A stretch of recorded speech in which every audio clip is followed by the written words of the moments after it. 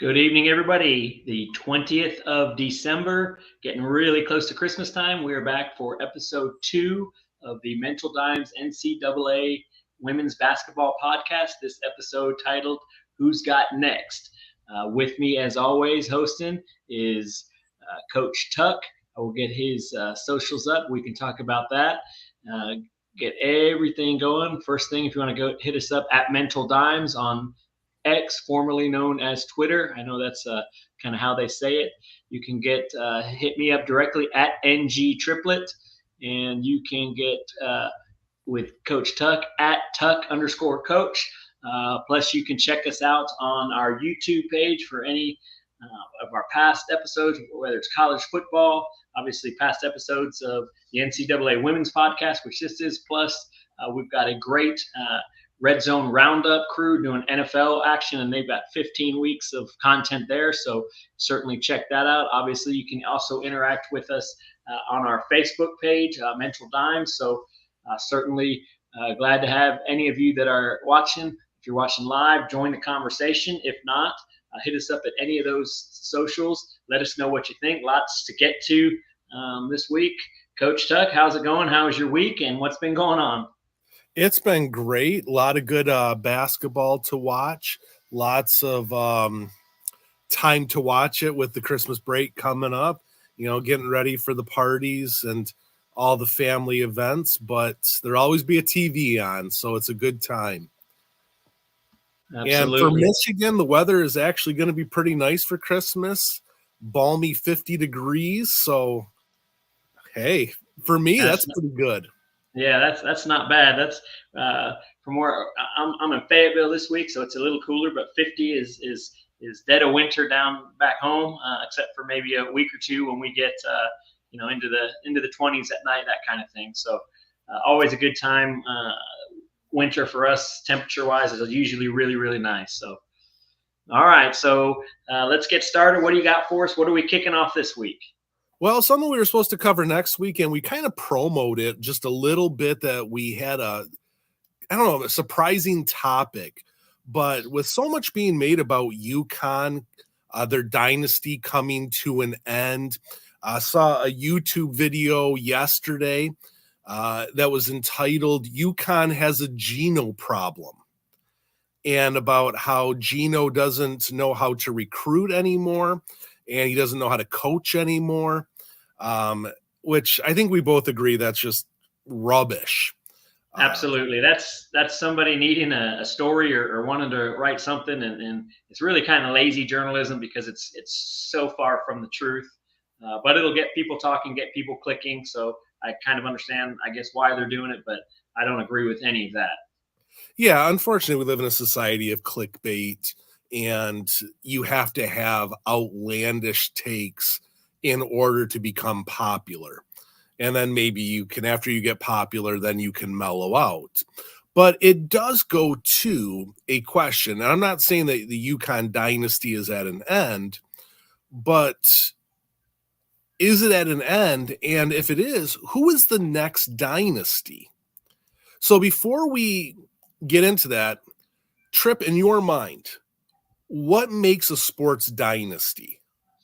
Okay, so I thought a lot about this. I even went to the Merriam-Webster.com and looked up definition, and the one I find that kind of most closely applies is going to be this definition here: a powerful group or family that maintains its position for a considerable time. So obviously, I grew up and went to high school and stuff in San Antonio. So on the NBA side, I'm a big Spurs fan.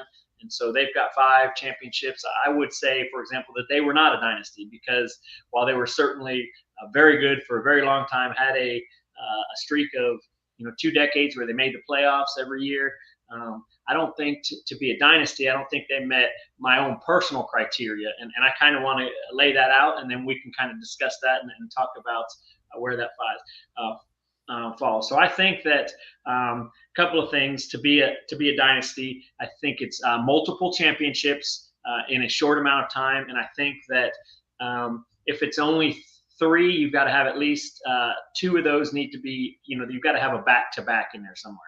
So the Spurs, for example, 99. Then And then in the 2000s, then the mid 2000s, that kind of thing. They were, to me, it was too far apart. Certainly upper echelon, upper tier, one of the cream of the crop, one of the best in the NBA at that time. But I don't think that was a dynasty. I want to talk about a couple teams. You already mentioned UConn. I'll start with Tennessee and jump to UConn and give their credentials and why I think they were both dynasties. Tennessee, this was unheard of until UConn came along, but 8 national titles, and then they had 2 sets of back-to-back, and one of those being a three-peat, and then they had 3 in 5 years that were not part of those back-to-back. So they had titles in 2007, 2008. Those were their last 2.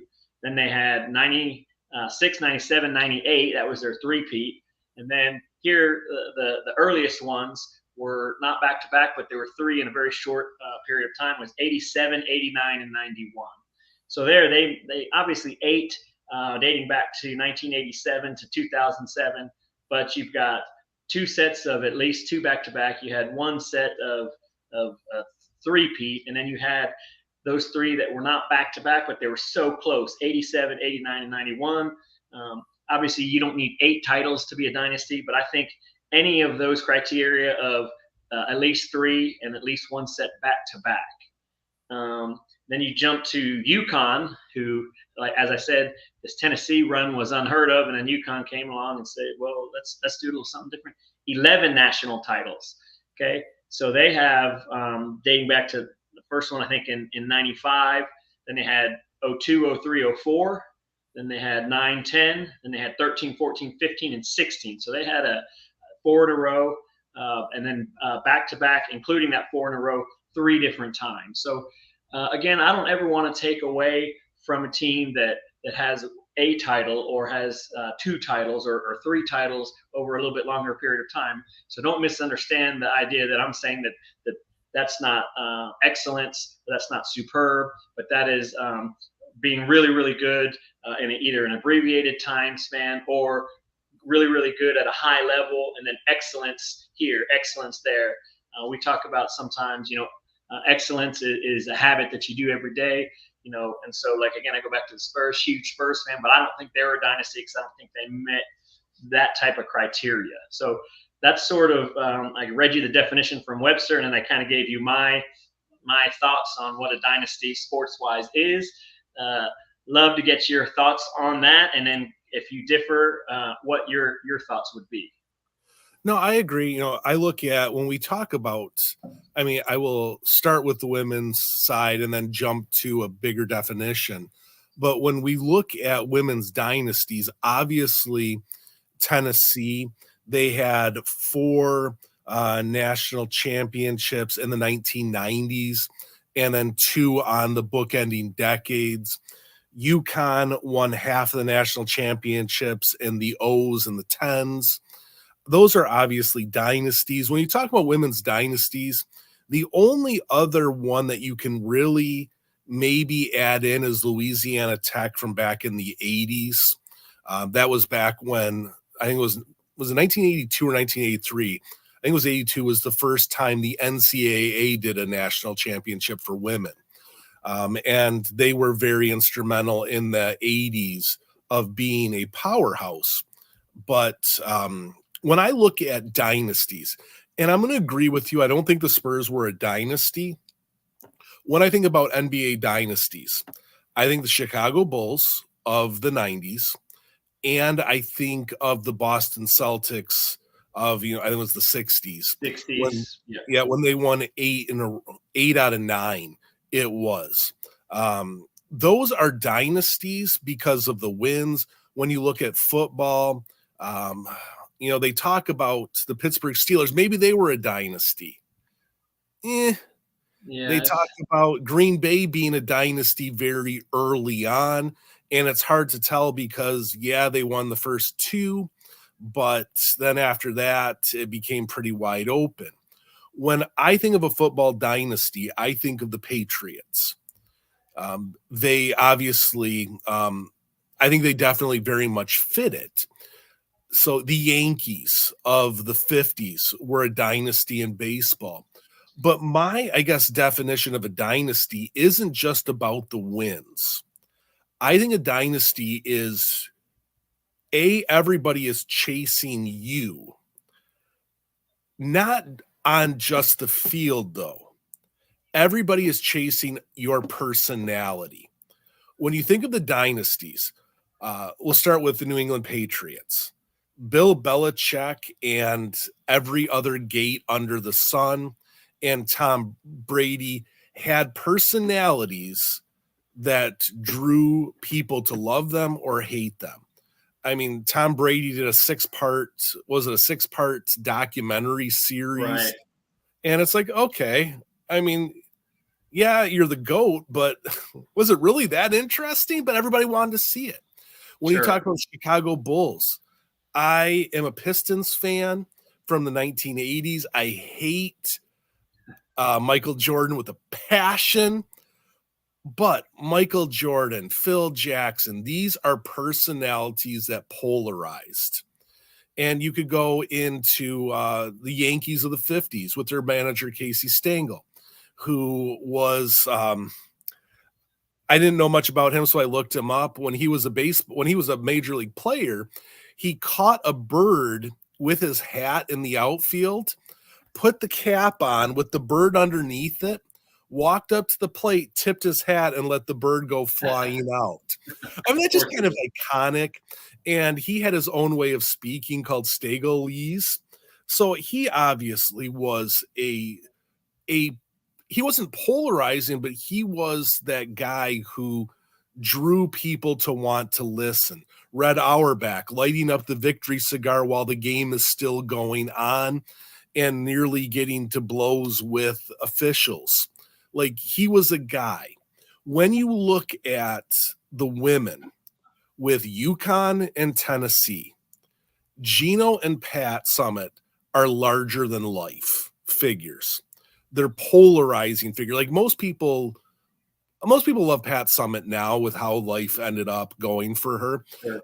But at the time, like, the war between her and Gino, like, that was must-see TV. So I think in order to be a dynasty, you have to have that, I'm chasing you, but I want to kill you because you rub me the wrong way, or I want to be you because you're my, in this case, you're my girl, you're my guy. I don't know. Right. What do you think? Do you think you have to have that personality, like that iconic personality, to be a dynasty? It's a great point. I did not consider that at all, kind of, doing this research and thinking about it, but I think you do. And maybe even a step further, maybe it's not required, but maybe in the pursuit of this greatness, and maybe that develops, maybe, kind of like, the personalities that drive a team or someone to be so great. So you look at Kobe Bryant, so much we're learning about him, how driven he was, and how he would make the comments about, that some of these guys show up 5 minutes before practice and leave right after. Why would I pass them the ball? So I think it's kind of a cycle. So to be at that level, to be part of a dynasty, you probably need personalities like that, whether it's the coach, whether it's a player on the team. And so as a result, then that gets magnified. You see that. And then, of course, I think people want to replicate that and duplicate that. And look, most people don't have that type of personality. And so, as you said, it rubs some people the wrong way. You watch some of those, the Jordan, The Last Dance videos, same kind of thing. Even if you're not a diehard Pistons fan, like, you can kind of see some of that with Jordan, like, man, phenomenal player, but boy, he's not one that probably was you were going to hang out with, but that's what made him so great, was he put his goals of being the best and driving his teams to be the best at the forefront, and everything else, let the chips fall where they may. So it's a great point. I think it does necessitate that. And I think it's 2-part. Like you said, you have that personality because you're being so successful, but I think you get so successful by having one or a collection of those personalities. You can't have too many of them because those alphas can't get along. But if you have it in a coach and a player, Phil Jackson is like that, and a Kobe, for example. or Nick Saban, if you were to consider that a dynasty. But you really can't have multiples, because then they fight for power, and it's probably disruptive. But I think a fantastic point. Yeah, so this leads us to our next part. Who could be the next dynasty? And I'm going to throw one out just to see if you think that this could be a dynasty. South Carolina. Okay. So, boy, they certainly, I think, are one and are on the cusp, probably. Like they're good enough. They're kind of there every year, make these deep runs generally. But I think they could be. I would say they're not there yet. They've got 2 titles in 2017 and 2022, 3 more semifinal appearances in 15, 21, and 23. No back-to-backs, but I think they are definitely on the cusp that they could be if they could, make a run this year and maybe you get a back-to-back, because then you would have 4 since 2017 on top of, this isn't an up and down where they, had the run, then were way down, didn't make the tournament, or went in, and came back. They've been pretty consistent as far as dominating. Now they had a few early exits, but I think if they could get a back-to-back within the next couple of years, I would say they're right there. Right now, I think they are probably the closest. You could maybe throw LSU is also trending that way, or could be in the conversation if they meet some of these criteria we've talked about. I don't think either team is there yet, but I think those two would be, in my mind, the favorites that could do it if they could kind of nail down some success over the next 3 to 5 years. Get either back-to-back or maybe 2 more, within that 3 years. But I really am a believer that you got to have a back-to-back, because I think that that really is so hard to do, and I think it really shows dominance. That's what we're talking about with the dynasty is being dominant over the course of a long time. And these seasons are so long. So I would say South Carolina and LSU certainly would be the ones that are in the conversation that could do it. Will they? Oh, man, if I were a gambling guy, which I'm not, I would bet against it. But if asking could either of those, or who would be next, I would say those two. Yeah, I'm going to agree with you. I had 2 options here, and one was South Carolina, because I think they have that they have the success. They're bringing in number 1 recruiting classes or top recruiting classes.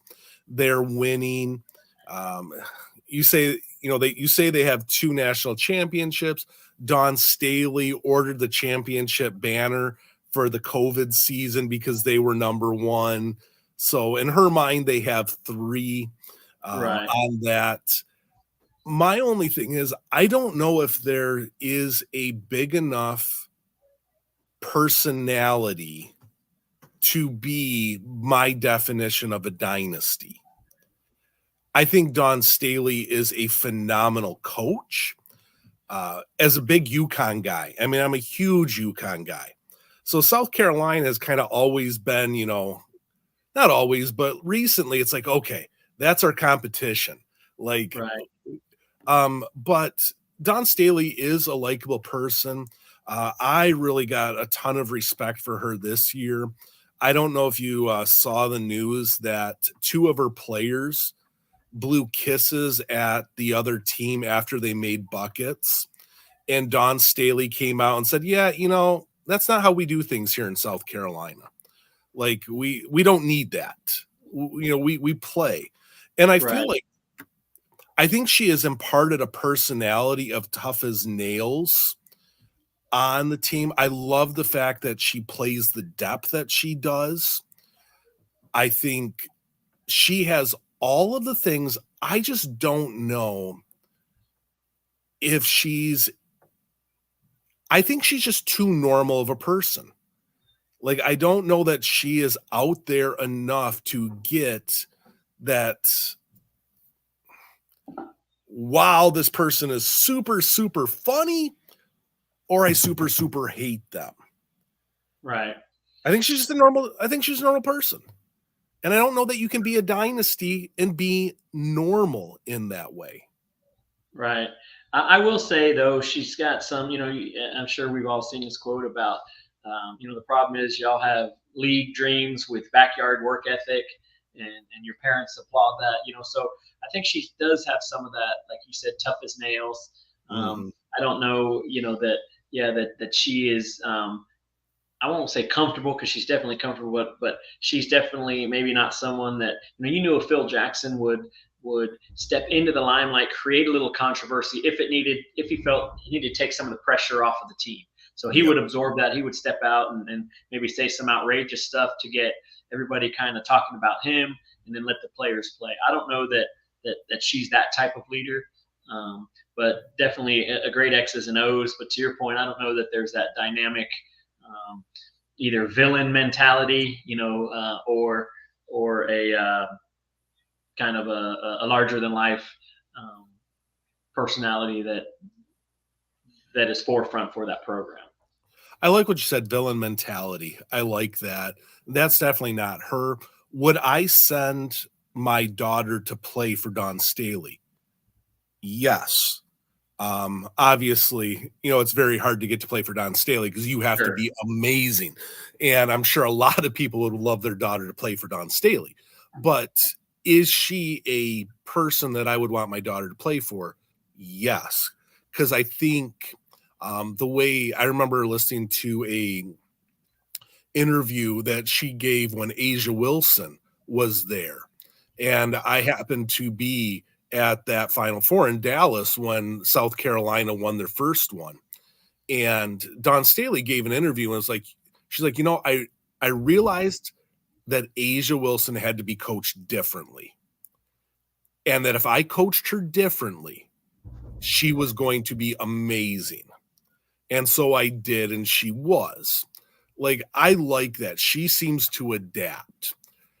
Now, I think you mentioned them, but I'm going to just narrow it down even more and say not LSU, but Kim Mulkey as a dynasty. Kim Mulkey has the 2 national championships with Baylor.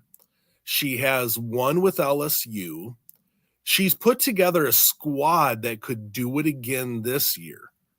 If she does it this year, that would fit your back-to-back. It would fit for, let me see. She had 2 in the 10s and then the one last year. Obviously, she's brought some iconic people like Brittany Griner and an Angel Reese in there. But she has that villain-esque personality where she's must-see TV. Dawn Staley is not must-see TV for all the right reasons. Kim Mulkey is must-see TV for all the wrong, like she gets tossed in a 50-point win. Right. Like you've seen her run out onto the court, Bobby Knight style, to go after a ref. Her outfits hurt my eyes. Legendary. You can call them legend. I call them tasteless. Well, that's my younger brother. He went to college in New Orleans, and he's obviously big into all Louisiana sports, and he just despises her. Oh, really? It's kind of to your point though. It's that polarizing. You love them or you hate them, but they're tough to ignore, right?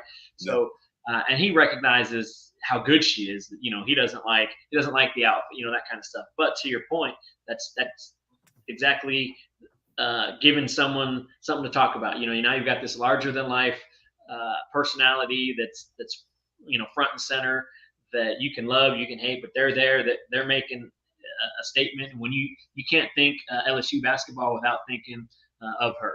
So she definitely has that it factor about, man, I can't tell if I like her or not like her. If you're a casual fan, but you definitely respect her, and everybody knows who she is. There's no question of, hey, who's the LSU coach again? I mean, there's no question about who's steering that ship. here's one thing that it just came to me. Like, so I haven't even fleshed this out in my mind yet. But as I was just thinking, I look at a Casey Stengel and from New York Yankees, and in a time when it was a very different time in the 1950s, like discipline at home was a lot harder. Corporal punishment in schools was a thing. So like that tough, hard nosed was just part of society. And he was a funny guy. Now we live in a society where everybody wants, if you're not giving the good sound clip, then you're not getting. And then you have a Bill Belichick who is such a curmudgeon and so closed mouth. Geno and Pat Summitt were larger than life icons. And in some ways, a Geno as a male in a woman's sport, like you're looking at someone who bucks the trends of society. And I think Kim Mulkey does buck society in that you almost feel like the game is about her. Like I can kind of see that, and I think it goes back to maybe a little bit of what I mentioned about Phil Jackson, that sometimes by doing that you're putting that focus on you, maybe intentionally, so that it is not on these players, because in this age with social media, I mean, there's 24/7 exposure, and if these athletes aren't used to that, I mean, it can really affect them, either confidence wise or whatever. So now, do I think she's doing that intentionally? I think that's her personality is to be there, but I think it is effective, and I think she probably plays up to it a little bit for that reason. Hey, put the spotlight on me so that the team can focus on basketball, the X's and O's. Obviously, look, it doesn't always work when you're suspending players and with no explanation. And we talked last week, we're not entitled to an explanation. So sometimes, of course, that's going to be there. But I think whenever possible, keep the focus, at least on me, as far as media-wise, particularly when there's going to be criticism. And then, of course, when things go well, of course, she can dole out the compliments and that kind of thing. But I think it maybe allows her some control. But it's definitely not an act. I think that's her personality, and I think it's just very effective in this realm.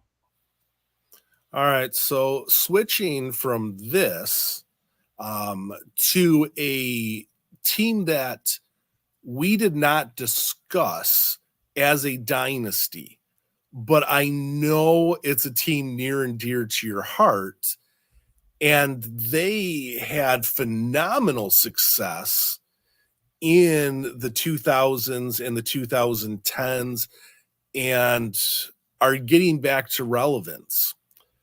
I see your Notre Dame Fighting Irish just unveiled a statue to the legendary Muffett McGraw.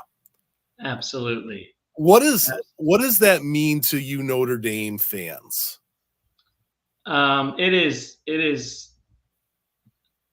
Let's talk about. We'll get to that question. Let's talk about what she meant to the university, right?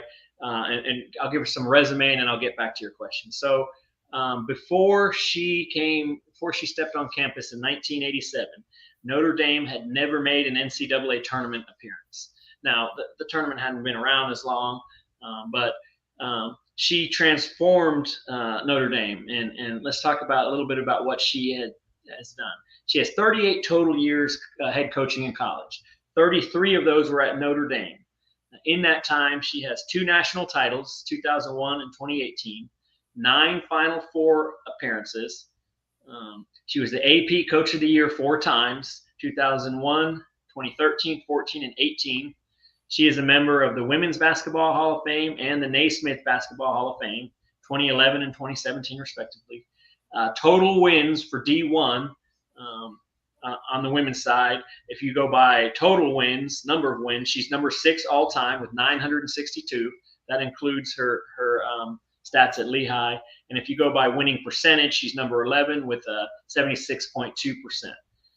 Additionally, just to give you an idea of how much she means to the Notre Dame community, I found this little stat that she is the first woman has a statue on campus that is not a saint, right? A Catholic university, so all the statues of represented by females are saints. So she's the first one who's depicted not as a saint, but as a human, as a coach.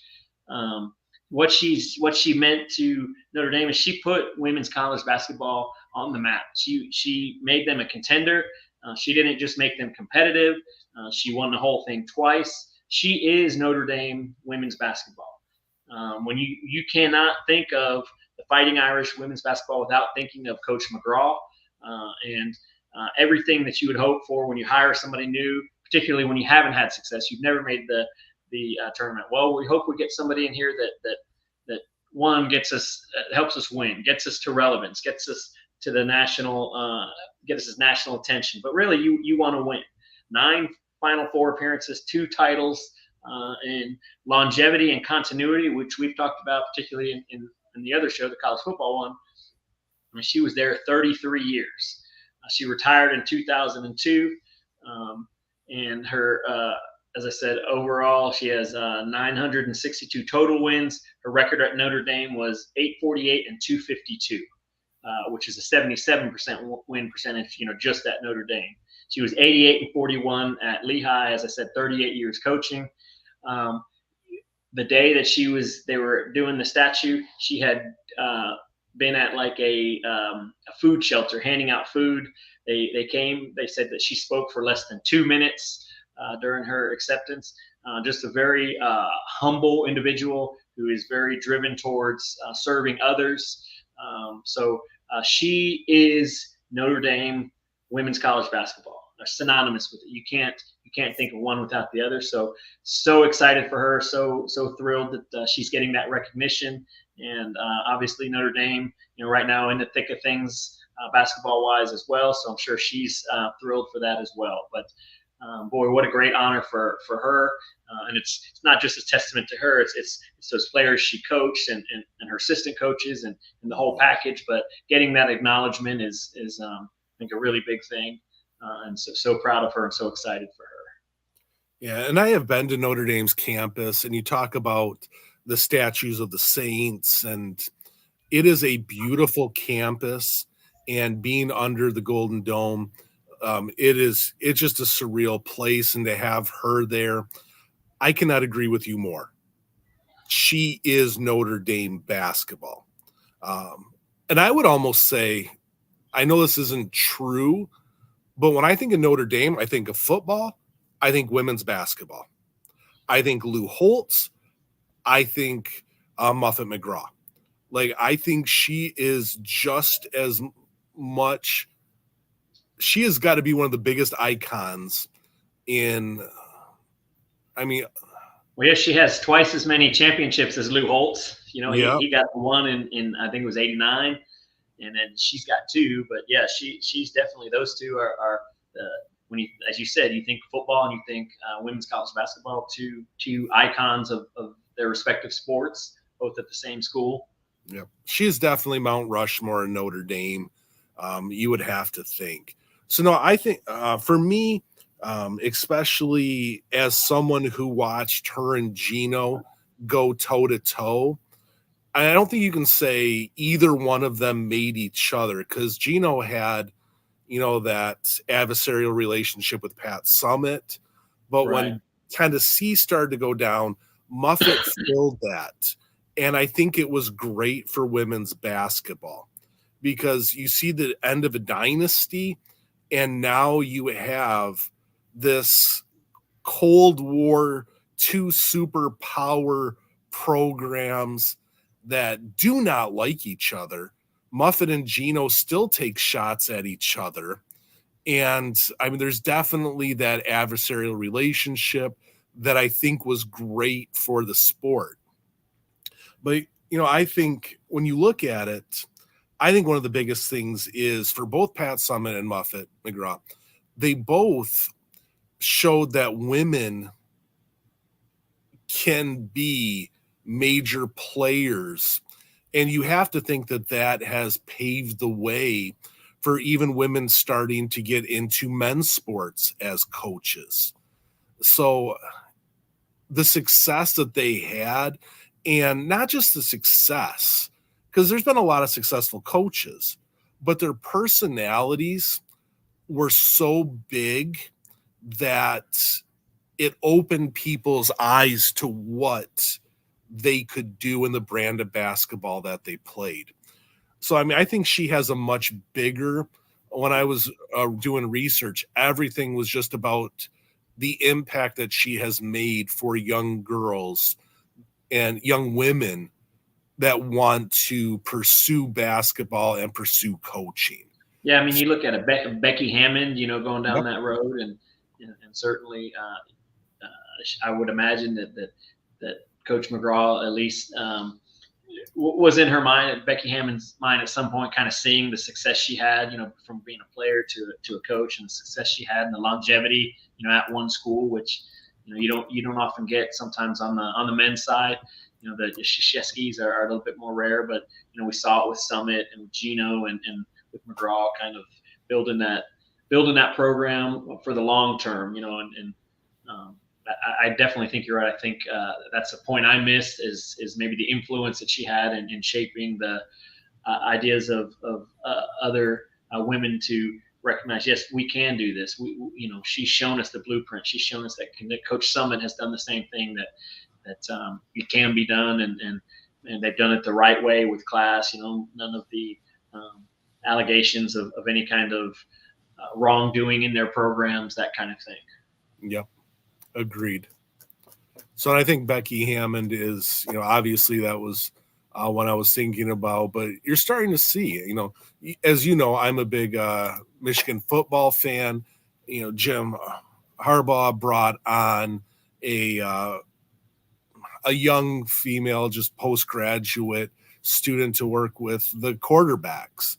And, so you're starting to see women popping up in men's sports, which I think is really cool, because we've obviously seen the other side where coaching, even women's sport, was a male-dominated profession for the longest time, and it still is in the male sport, in the male realm. Yeah. So I think that is something that the Pat Summits and the Muffett McGraws definitely got started for us. I agree, and it's important that they did. Yes, 100%. All right, so from things that are positive, and the import of like a Muffett McGraw, to something that I think you and I don't necessarily see positively, but is still just as big of a part of major college athletics right now. And we want to talk a second about realignment. As we all know, the Pac-12 is in their final year. And I just want to give a shout out to the Pac-12. This year might have as their swan song, but honestly, when you look at it, was there a better conference top to bottom in football than the Pac-12? Boy, it's interesting. I'm glad you brought that up, because due to the thoughts of this realignment stuff, they were kind of an afterthought for everybody, including myself. And then all of a sudden, boy, they were the real deal. Some of them, USC kind of fell out towards the end, but boy, they certainly were in the mix throughout the whole season. Made life difficult for the committee. So yeah, they particularly football wise, really kind of they're leaving with a bang, and I think making people reconsider whether maybe this was a good idea or not. They had a few down years, and maybe if they could have worked out that media deal much earlier, maybe they would still be around as an entity. Certainly geographically, a lot of this realignment, as we've talked about, does not make sense. And you lose some of the regional rivalries, but it's got to be a nightmare setting up itineraries and things like that. So, but yeah, certainly exceeded my expectations football wise as how well that conference did this year. And boy, really some exciting and really great brand of football, to be sure. And I think, and I bring up, and I know this is not our football podcast, and I'm not trying to turn this into the football podcast, but I just want to make the connection that just as the Pac-12 went out with a bang for football, I feel like they're going out with a bang with women's basketball as well. I think if I looked it up this morning, I'm pretty sure they have the most ranked teams of any Power 5 conference. You have UCLA ranked, you have USC ranked. Washington was able to sneak into the rankings. You obviously have a very good Utah team. Yeah, Stanford. Colorado. Yep. Colorado. So Stanford. How can you forget Stanford? Like, Stanford is in that mini discussion as a basketball dynasty. They're not, because they haven't met either of our requirements, but Stanford is historically probably the most consistently good school on that, and they're in the Final Four. They're a Final Four contender every year on this. So when you look at the number of really good schools that they have, Arizona is just a few years off their Final Four run. Yep. So I think we're both sad to see the Pac-12 go, but could they possibly be the best Power 5 conference for women's basketball this year? I think so. Even the teams that aren't ranked, Cal sitting there at 9-2. Arizona State, they're probably one of the weakest. They're at 7-4. Arizona 8-3, and of course you've got, as you mentioned, Stanford sitting at 9-1. USC 9-0. Washington 11-0. UCLA 10-0. Colorado 9-1. I mean, they're really playing some great basketball. As you said, all those ranked teams that are leaving. So I think they definitely make a strong argument that they are the best top to bottom team. Now, UCLA sitting there at number 2, 10-0. I mean, obviously that's really strong at the top, but I would say top to bottom because they have such a representation of so many ranked teams that it's a very strong argument that they would be the best, at least this year. Right. And, what is the best? We talk about this with football. Should the Big Ten be considered, for that best conference when a lot of people feel it's just Michigan and it's just Ohio State every year. Like, that is the cream. And I feel like the SEC women's basketball is the Big Ten of football. You have South Carolina, you have LSU, and as I'm looking at it, I don't see another ranked team from the SEC there. So now you got number 1 and number 7, and you have a team coming off a national championship, and you have South Carolina with the chip the year before that. So obviously the top of the SEC is really strong. Tennessee, you got to throw a shout out to them. They were ranked at the beginning of the year, and just like last year, they had a rough start, but they play good competition, and they've dropped out. But when you look at it, if you had to think, who could you maybe argue would be a better conference?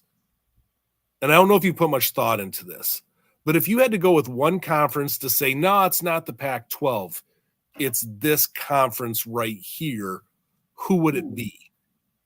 That's a good question. Give me a second to look some stuff up there. I didn't put much thought into that.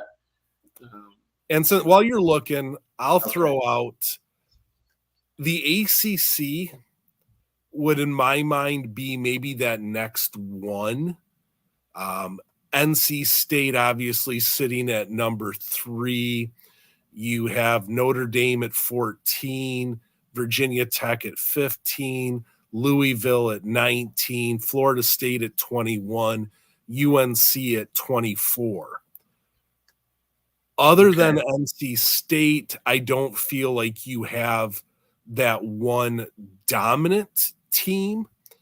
And we'll have to see with NC State. I mean, obviously that was I think for both of us, really our surprise of the year so far, in that they went from unranked to a 12-0 with a win over UConn and just a solid resume to sit there at number 3. But I would have to say, the Big Ten gets some. You obviously have Iowa at number 4. You have Ohio State at 13, Indiana at 16. Yeah, so the Big Ten only has those 3. They have some knocking at the door. Big 12. They've got Texas, but then other than that, they've got Kansas State and TCU.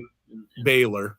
Baylor at 10. So I mean, they're pretty. That's pretty good, But when you look at how many teams they have that aren't ranked, I would agree with you. I think it can be nobody else than the ACC, based on kind of what we've seen, what you pointed out there, with so many ranked teams. So with that, the Pac-12 is dying. Who wins the sweepstakes on picking up the pieces? So who's going to be, I think we both agree that this year the Pac-12 is the best league. You look at Stanford and Cal are going to the ACC. Obviously, Stanford is probably historically the biggest name. Sure. You have Big Ten picking up Washington, Oregon, USC, UCLA. You have the Big 12 picking up Utah, Colorado, Arizona, and Arizona State. First off, who do you think wins in this realignment for women's basketball? I think the Big Ten.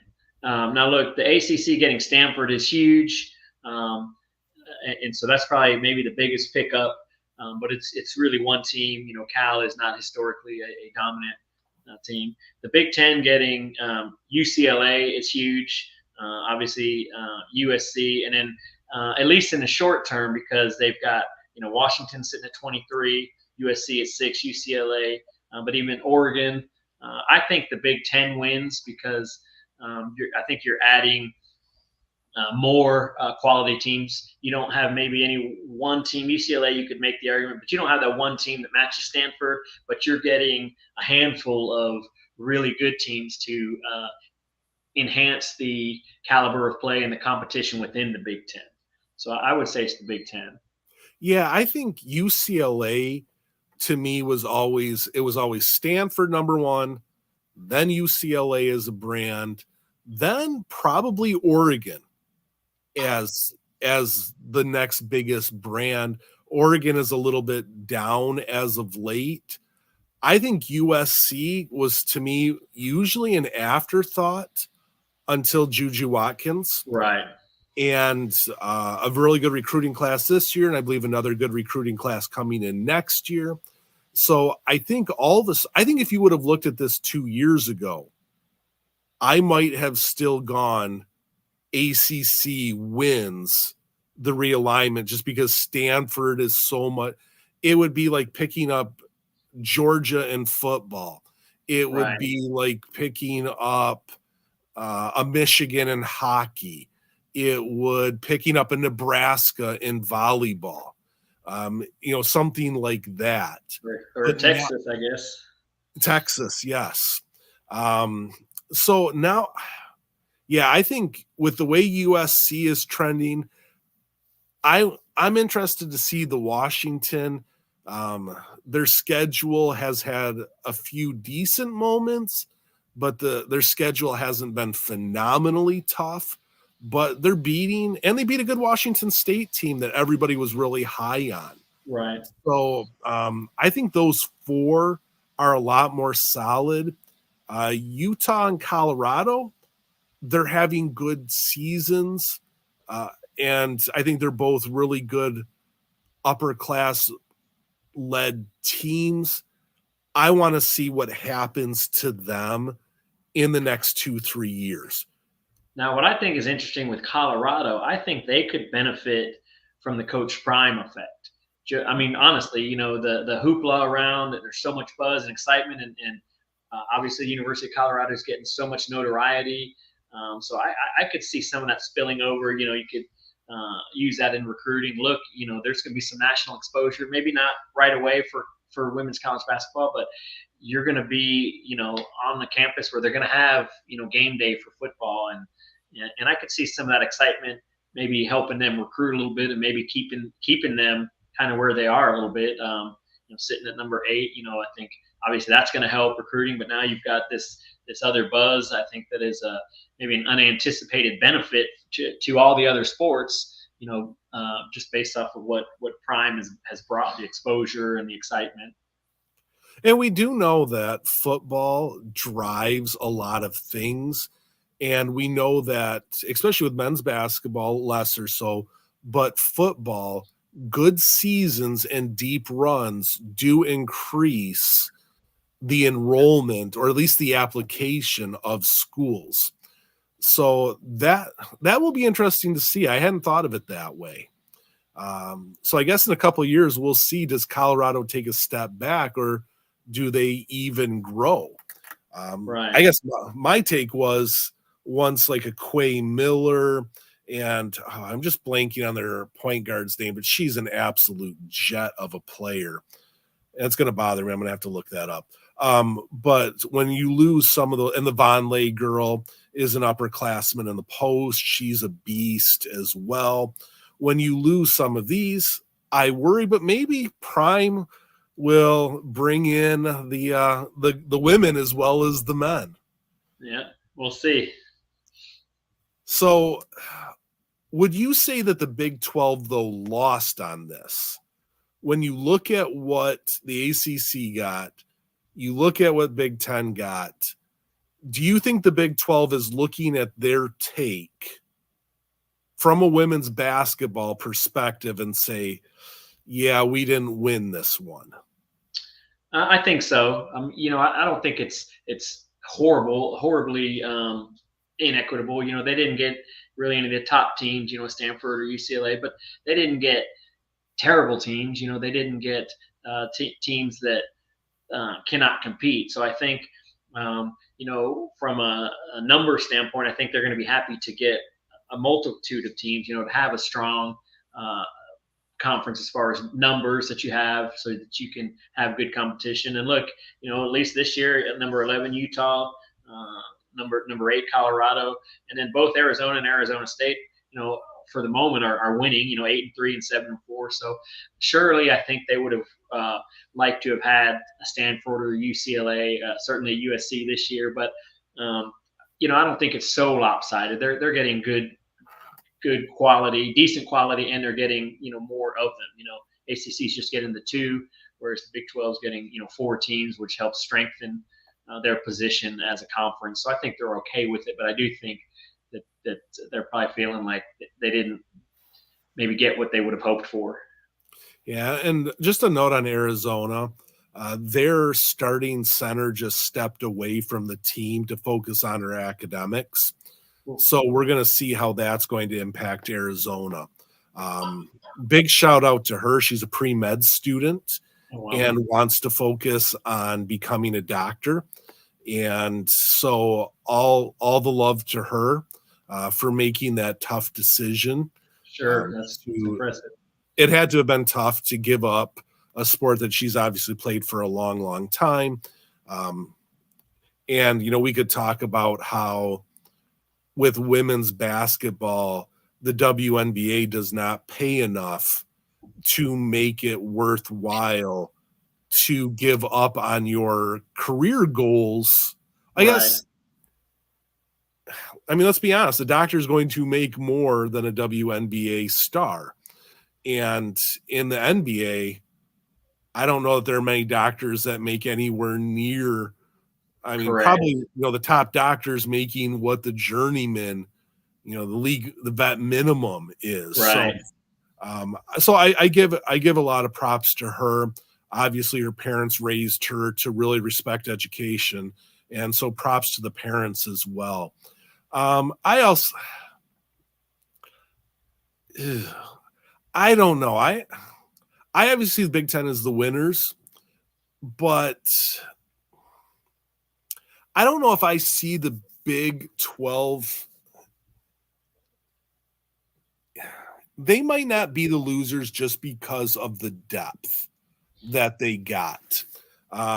Cal's okay, but you kind of have the top of the league, you have the bottom of the league, whereas the Big 12 got a bunch of really solid. And I think for the Big 12, what's going to be interesting is, remember, Oklahoma and Texas are leaving. And Texas has been kind of that bellwether. Texas and Baylor have been those bellwether programs. So now who's going to be there to dethrone Baylor? And Baylor's making that comeback. Remember, Kim Mulkey left, and then Baylor kind of took that downward. So I think bringing in a bunch of not middle of the road, but very comparable programs is going to make the Big 12 more interesting because it's going to be more of a fight. Whereas the ACC, you could be adding the best brand to the ACC. So does that help the ACC stature? Sure.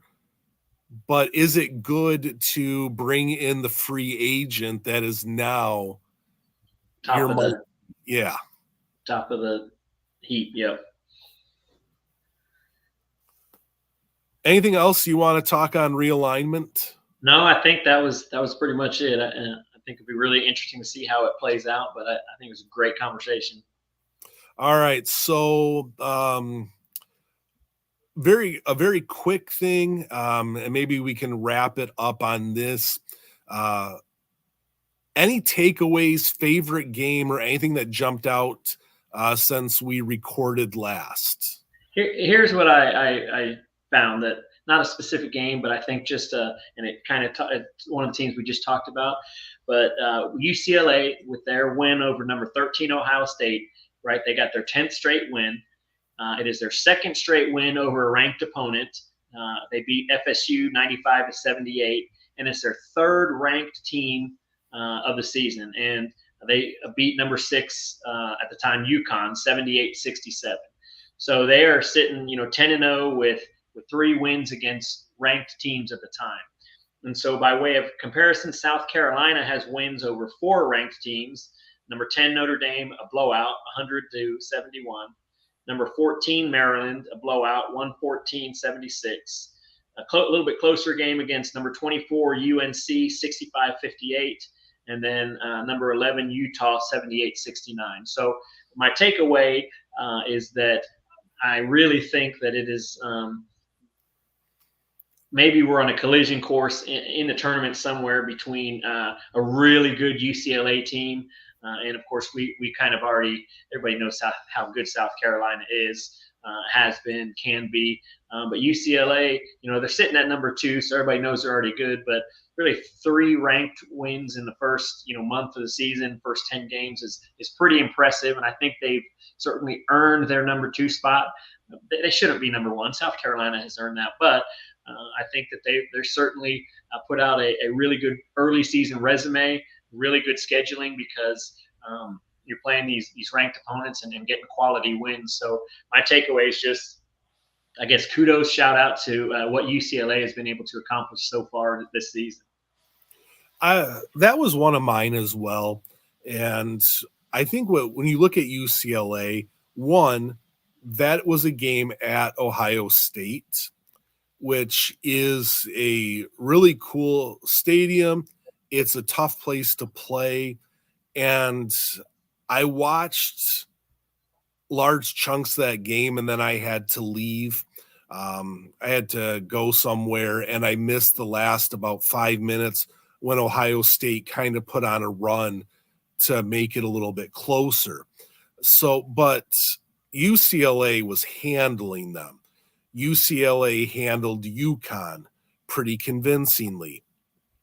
And I think UCLA, they've shown they can beat a lot of different styles of teams. Ohio State is a press you, all out, just dog you.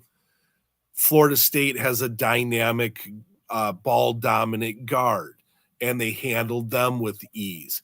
UConn is that program that we run it. This is what we do. They show they could beat a program.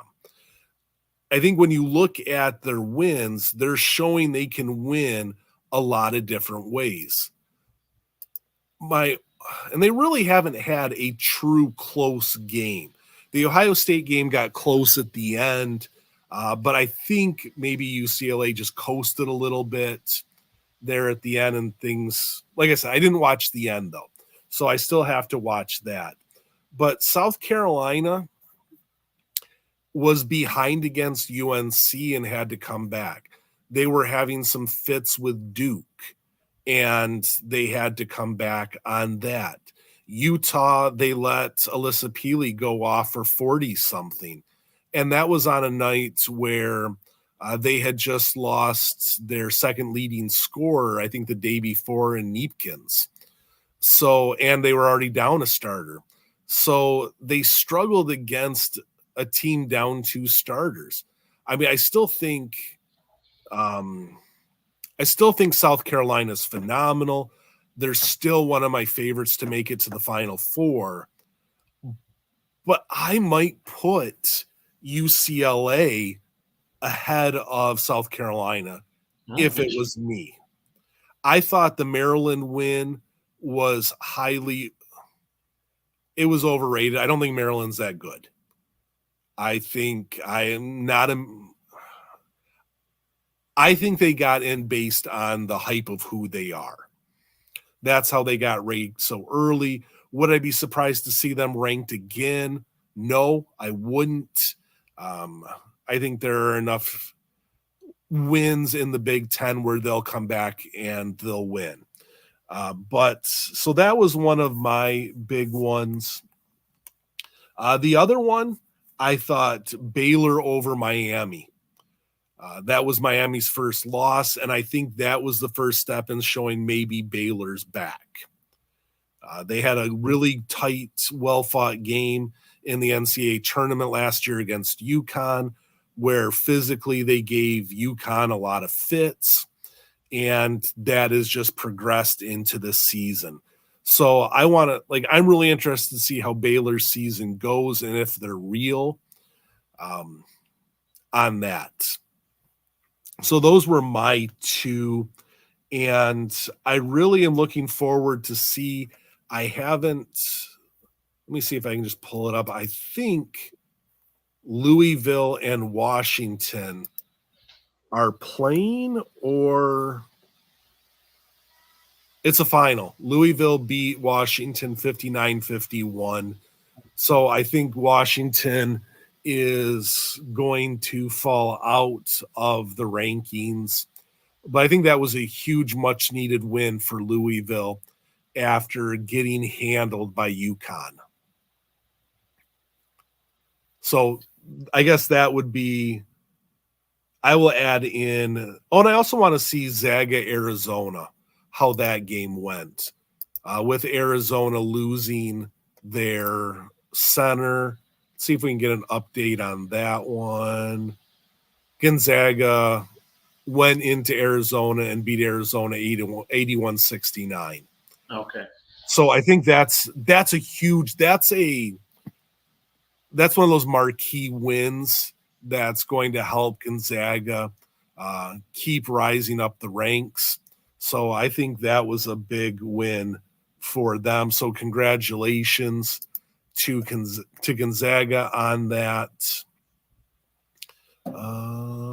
27 points for Yvonne Ejim.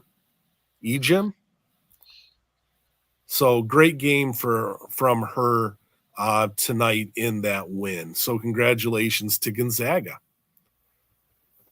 But anything else for the good of the cause? No, I think that's it, man. I think we covered some good topics and really broke some things down, and thought it was a great episode. As always, why wouldn't it be? Absolutely. So, all right. Well, we will end it there, and we will pick up next week again. If you can join us live, jump into conversations. Otherwise, you can follow us. We'll be find the replay of it on YouTube tomorrow on Spotify, Apple Music. Like, share, subscribe. If you're getting us on Spotify or Apple Music, give us 5 stars, please. And until next week, we'll see you then. See ya.